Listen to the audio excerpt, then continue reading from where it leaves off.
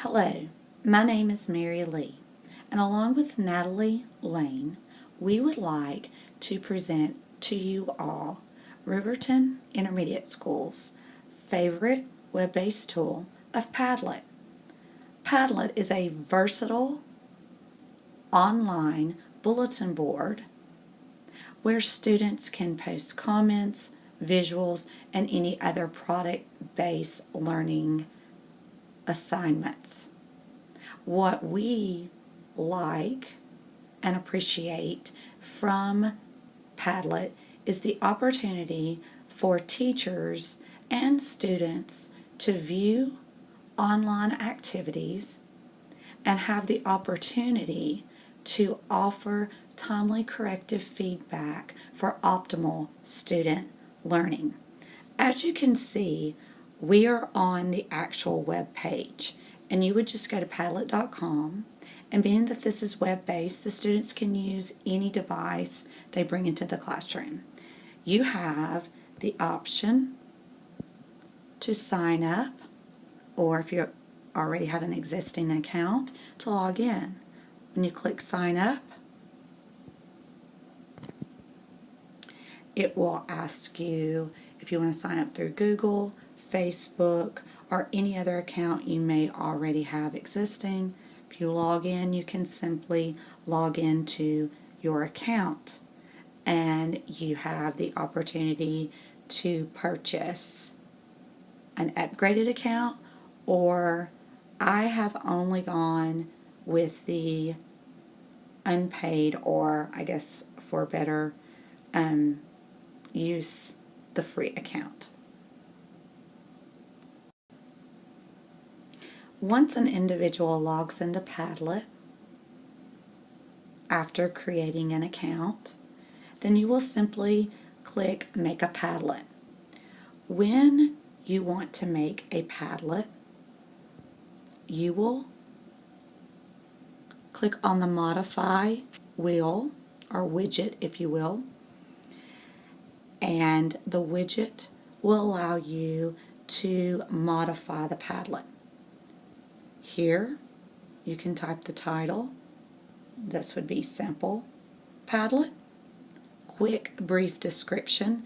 This is super easy. Even Jones can do it.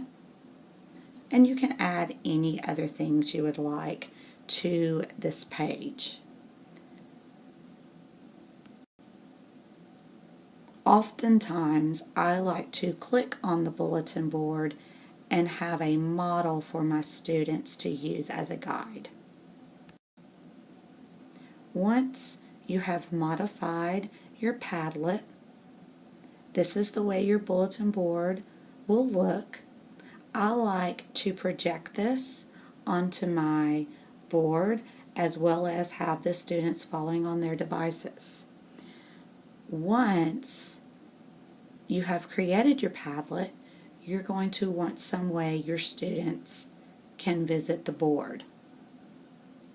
You will click the share button so that you can allow your students to participate on the Padlet activity or lesson. Once you click the share button, you have many options: Facebook, Twitter, Google, Pinterest. My favorite is to take the link, import the link into a Canvas assignment. That's my favorite way. That way the entire class has the opportunity to visit and revisit the Padlet at any time, especially if the Padlet offers opportunities to study. You could think of the Padlet in some situations as an interactive notebook to help the students study using their own products they've created. Other ways to share, of course, would be with the QR code. So there are various ways you can share with your students so that all students have the opportunity to participate with the Padlet activity. As you can see, I've entered Canvas. I have clicked on assignments. Here, I would title the assignment or give the essential question. I also like to name the week and the day of the assignment. That way it's easier to load into modules. In the text box, you are able to give a description of the lesson, and with the link button, you are able to insert the Padlet URL.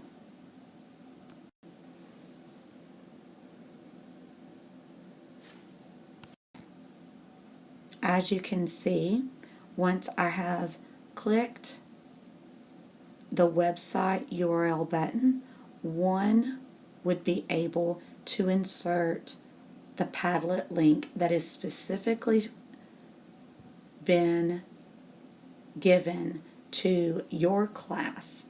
I like to have a different Padlet for each of my classes. That way I can insert it to each of their Canvas classes and it's their own unique class. Obviously, if you're self-contained, you're only going to need one. I have 3 classes, therefore I create 3 Padlets each time I do an assignment. And I'll link it in the 3 different courses on my Canvas account. Again, I like to name the assignment. This week we're in week 30, so I might say week 30 and Wednesday's assignment, Padlet for Helen Keller synthesis activity. Once the students are able to access Padlet, once they go into Canvas and they click on the Padlet link, they will see this board. Any student can double click on any area of the Padlet, and here of course where the title, I like for the students to write their name, and here they can simply write something, a response. It might be a short constructed response to reading. It could be where you have students doing an open-ended math problem. It could be where you have students merely merging sentences together or doing an editing activity. So in this case, you have tons of options. Here's a very simple example. If you look in the shadows, you will see student postings all over the board. Each posting you will be able to tap, and when you tap the posting, it will project individually, just as you all see Brooklyn, Sarah, and Mary and what those students did. I had 3 simple sentences for them based on Pecos Bill. And what I asked the students to do, the students were to combine those 3 simple sentences into one complex sentence. And what's so powerful about this simple activity is that I can immediately catch students making some sort of mistake. So let's look at this sentence from Brooklyn, Sarah, and Mary. It says, after Pecos Bill wrangled a cyclone and squeezed a cloud, he ended the drought. Okay, we have a bit of a comma splice here. In this portion, after Pecos Bill wrangled a cyclone and squeezed a cloud, all of that piece belongs to the dependent clause. So we would take the comma out there. I'm able to stop Brooklyn, Sarah, and Mary at that point and say, hey guys, and in a low-risk environment where we're in a guided practice experience, so they're not being confined to grades, they are able to take more risk, and I'm able to give positive corrective feedback in that low-risk environment so that they can progress and become higher performing writers. So I was able to point out quickly, wait a minute, let's stop and think. After Pecos Bill wrangled a cyclone and squeezed a cloud, okay, they had to stop and think, wait a minute, and squeezed a cloud is still part of the dependent clause. So they were able to quickly see their mistake and correct it. What I like about this is the point. Many of us have been able to have the opportunity to do small group instruction. And when we move to a team teaching model, sometimes we lose time. So the tech tool of Padlet has allowed us to do some things that we were doing in small groups before that technology has now allowed us to do with less time. So maybe in small group, where I was having to have maybe 2 hours, 2 hours, 15 minutes for all my students to circulate within centers and stations, now I can do this in a matter of 15 minutes so that the kids can get the corrective feedback and the small group and interaction from the teacher that I wanted before from the center or small group instruction. So technology has definitely paid off in that respect, saving time. And we're definitely constantly trying to steal time as educators. Here is another example of how on Padlet students can write a response and get immediate feedback. This example is where two students have paired together, and in the shadows you can see where multiple people in the class or multiple partner sets in the class have posted their answers. You can click on one of the boxes and project it, and as a teacher you can assess real quickly what each partner set, what they have done. But as a student, the students have two huge advantages. One, obviously, to get that immediate corrective feedback in a low-risk environment, as well as they have the opportunity to read open-ended responses from their colleagues in the whole class. So not only are they getting the benefit of hearing their mistakes and not only their mistakes, but also the things they have done correctly. What they've also gained is insight from the entire class, whereas if we were in the small group setting, they would only hear from, 4 or 5 more or additional students. So this opens up a great world of collaborating with a partner or small group and then extending it into collaborating with the entire class. It's truly a magical tool. Stepping up the game with product-based learning and technology with my students, Padlet has been a powerful tool. In years past, I've had kids to create products using technology, and those students would upload their assignments to Edmodo where I could see, I could assess, and send it back. But what I like about Padlet, those students, it's linked into Canvas, and all the students have the opportunity to view and learn from one's colleagues. As you can see, when you double tap, the students can type their name, and they have the access to upload or attach products one has created or a partner group that they have created together. So here you have all the different options to upload products. Let's take a quick moment to review. Padlet is a web-based tool. It's free. An individual can choose to buy an upgraded version. Padlet is easily linked into Canvas or any other web-based tool you're using or media site you are using.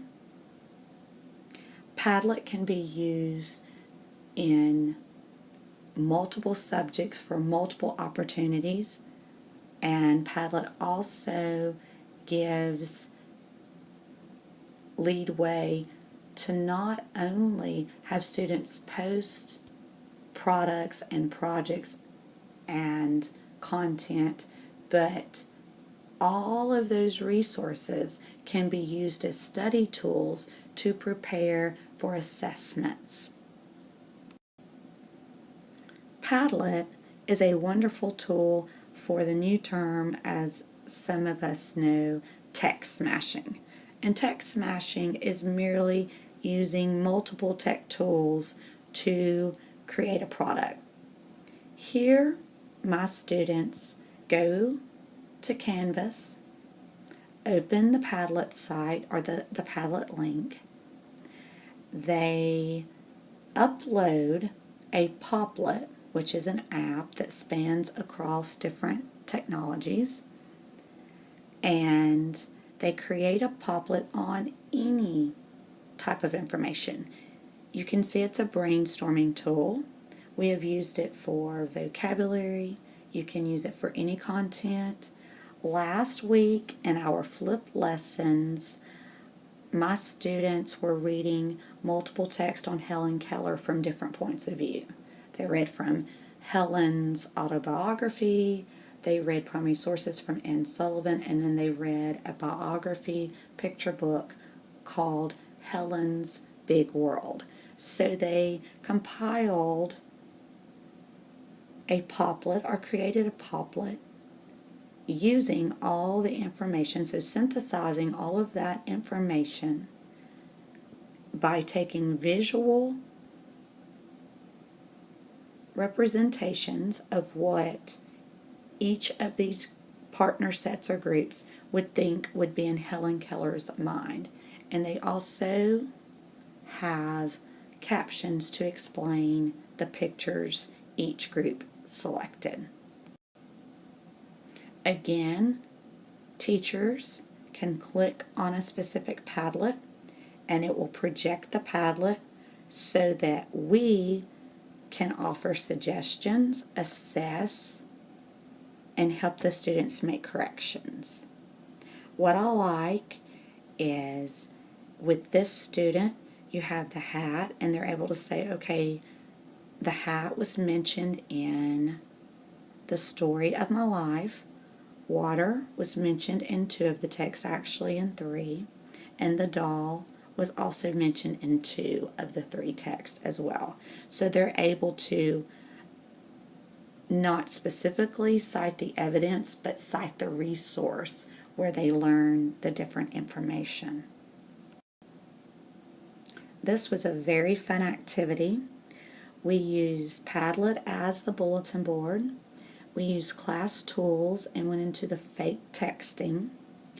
And they did a quick argument dialogue, what I want for Christmas. And as you can see, sometimes, especially if you have a lot of kids, and in this case, some of them had, multiple parts to their dialogue, that the postings can overlap. There's no problem with that because you can click on each of the posts and you can pull them up individually. And I like to pull them up individually and show the students, and also they learn to do that on their device as well, so that they can really take away the disturbance of everything that's on the bulletin board and really hone in on what the individual partner set or group created.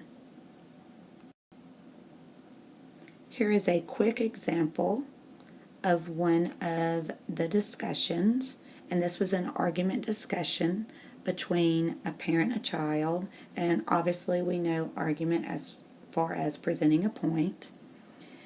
And again, we used class tools and went into the fake texting so that the students could create a dialogue, so that they could give evidence of why they needed a specific present for Christmas. And as you can see, Mom, me, I get a cat for Christmas. No, there is no need for you to have a cat. Actually, being in 9th grade is really stressful and I need something to help me not be so tense all the time. There are other alternatives that would help. A cat would also distract you from school. And of course, we have a second part of this text. But as you can see, the students are not just giving their side, they're also being able to give a counter argument to what the parent is relaying in the conversation. So a great tech tool to help enhance argument writing. One of my favorite tech tools, an Evernote product, Sketch, which offers many features. My students like to use the web tool so that they can search and find some text, especially if it's a small text like stopping by the woods on a snowy evening. And with this assignment, I had different tables of students, even though they were broken into partners. Different tables of students had to annotate for different things. In this case, you can see, and this student made a key, they annotated for vocabulary, words, and figurative language. And they labeled very well. And we did get a bit of commentary in the margin. The author wanted the mood to be relaxing. But what I like about Padlet is you want to keep in mind this is the guided practice portion where you're gradually releasing your students. So here, again, I'm able to have the conversation with the student or students to say, okay, yes, I want you to know this is hyperbole. I want you to know this is personification and alliteration. But what I really want you to delve into is why. Why would you think a writer would choose to use this type of figurative language? What is this writer or this poet, Robert Frost, really trying to convey to the reader? So again, this gives endless opportunities. This tool, Padlet, gives endless opportunities for timely corrective feedback, and students are able to post a litany of products so that they're able to have choices. By the end of the year, I would like to give an assignment and the students are choosing which tech tool to post onto Padlet to convey the information or to express their knowledge.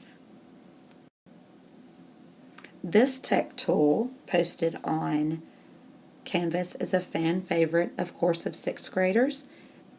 Here, my students have created ChatterPix from ChatterKid, and ChatterKid is the kids' version of ChatterPix. This was on Veterans Day, and the question, how should Americans honor our veterans? So they had to stake a claim again and argue a point of what would be the best way to serve our veterans. And as you can see, ChatterPix creates a video, and they're able to insert pictures. They can take pictures of themselves, as you can see this child did. I love the way they used the army dog here. We have former presidents, former soldiers, and presidents. And what I did ask them to do is try to think of somebody that would be an authority on veterans that could give you good advice on how we as Americans should treat our veterans at all times of the year. Again, you can see the teacher or the student on their device can click on individual projects, and here we have a ChatterKid. They can pull those up and play each individual video. Now, in the classroom, you can play these videos for all the students to see. You can even give it as a homework assignment and say, select 4 of the videos from the class. What did your video have in common? Or what did some of the other videos bring to your video to help enhance your thinking, or what you could have added? So it's a really good way to allow students to not just critique another student's work, but to take another student's work and critique one's own work and grow. So again, very low risk environment and a wonderful way to grow. Thank you for listening to our video from Riverton Intermediate School, provided by Mary Lee and Natalie Lane, to see some of our product-based learning we have been able to accomplish by using the very user-friendly web-based tool, Padlet. Explain Everything is the video source we use to create this video. And just as another plug, this is another fan favorite of Riverton Intermediate School, where we use Explain Everything to create mini lessons, audiobooks, and student products for tech tools and study tools. Thank you.